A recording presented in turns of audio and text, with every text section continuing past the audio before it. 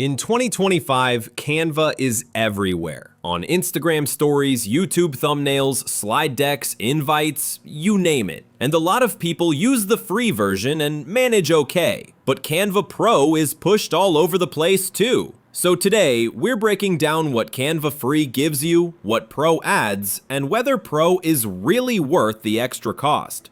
With Canva Free, you get a massive starting toolkit, thousands of templates, tons of free photos and graphics, basic editing, cropping, filters, text. It's great if you post sometimes, want clean designs, and don't care about every premium detail. You also get some basic export options and collaboration features. For many users, free is enough to do very solid work.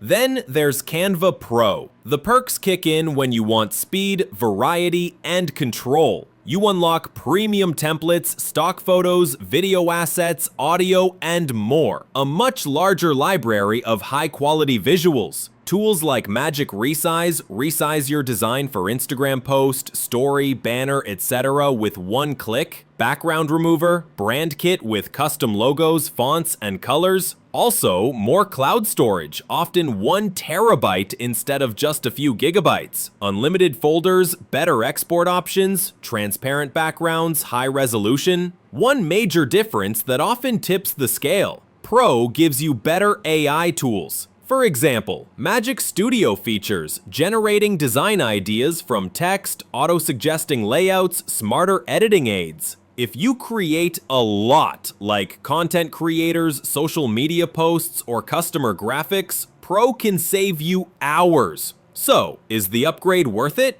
It depends. If you're someone who designs occasionally, maybe a social post once a week or for a side project, Free likely does what you need. But if you're posting regularly, need high-quality assets, consistency for your brand, then Pro